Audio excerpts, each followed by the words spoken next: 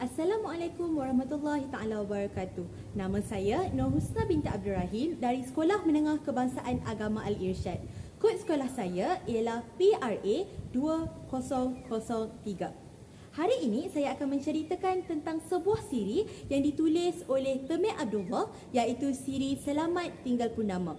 Siri ini mempunyai dua buah buku, iaitu yang pertama Selamat Tinggal Purnama strain pertama yang mempunyai 307 helaian muka surat, dan yang kedua Selamat Tinggal Purnama strain kedua yang mempunyai 292 helaian muka surat.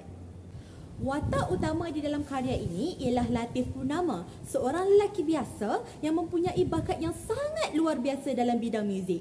Beliau mempunyai telinga yang sangat peka dengan bunyi.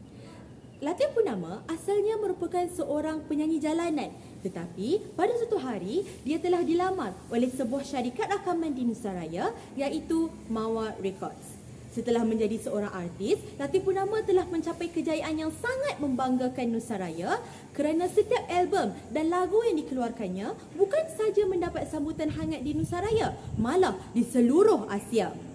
Di dalam karya ini, terdapat beberapa konflik yang telah ditimbulkan oleh pengarang yang menjadikan buku ini lebih menarik minat saya sebagai seorang pembaca. Iaitu yang pertama sekali, sikap iri hati dan dengki Omar dan juga pemilik Mawar Records, iaitu Sinar Mawar, terhadap kejayaan Latif Purnama. Mereka berasa iri hati dan dengki dengan kejayaan tersebut.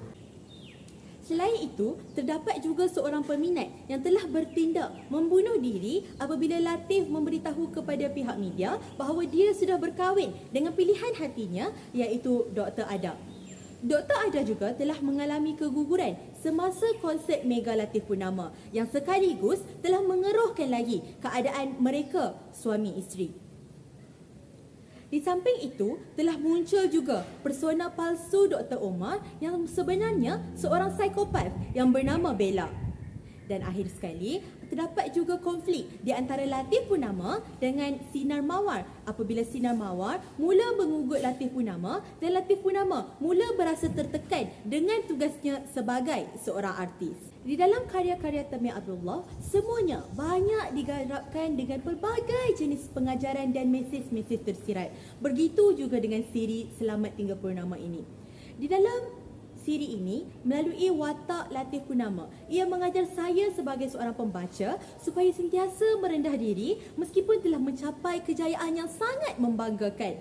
Orang kata, kita ikut resmi padi, jangan ikut resmi lalang.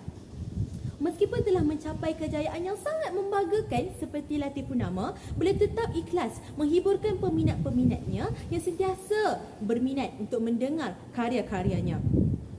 Kedua, siri ini juga mengajar kita tentang realiti industri seni hiburan kita pada hari ini, iaitu daripada segi dua aspek, daripada segi peminat dan juga artis itu sendiri. Pada era ini, memang sangat lali untuk semua orang mempunyai idola yang diminati. Begitu juga saya, tidak terlepas daripada realiti ini. Tetapi, kita harus sedar, idola yang kita minati itu juga hanya seperti manusia-manusia yang lain. Mampu berasa marah, sedih, tertekan, gembira dan sebagainya. Mereka juga menjalani kehidupan seperti biasa, seperti orang-orang lain. Mereka perlu berkahwin, mempunyai keluarga dan sebagainya. Jadi, kita sebagai peminat haruslah tahu batas-batas kita apabila kita meminati seseorang. Tidak seperti peminat Latif Purnama yang bertindak membunuh diri kerana terlalu kecewa dengan berita perkahwinan Latif Purnama dengan Dr. Ada. Sehingga Latif Purnama sendiri berasa bersalah. Adakah salah untuk aku berkongsi cerita gembira ini dengan orang ramai? Jadi, itu perkara yang kita harus ingat. Daripada artis juga, kita harus sedar, seperti yang saya katakan tadi, mereka ini manusia biasa seperti kita. Terdapat satu babak di dalam cerita ini di mana Latif Purnama ditanya oleh wartawan, Latif, jika engkau mampu untuk mempunyai satu kuasa, apakah kuasa yang engkau inginkan? Dan Latif menjawab, kalau boleh, saya nak ada banyak Latif. Seorang Latif boleh berjumpa peminat, seorang Latif boleh membuat lagu, seorang Latif boleh membuat konsert dan sebagainya. Itu jawapan Latif Purnama pada pertama kali. Dan setelah beberapa tahun, bila ditanya sekali lagi soalan itu, dan jawapan Latif Purnama, kalau boleh, aku nak jadi halimunan. Baru tak ada siapa kisah, tak ada siapa tahu ke mana sahaja aku pergi. Begitulah sedihnya realiti kehidupan mereka. Kita sebagai orang awam, sebagai peminat harus tahu batas-batas kita. Jadi saya percaya siri Selamat Tinggal Purnama ini mampu untuk terus kekal relevan. Bukan sahaja buat masyarakat hari ini, malah untuk masyarakat akan datang. Jadi saya amat menggalakkan hadirin dan hadirat sekalian untuk membaca buku ini. Sekian, terima kasih.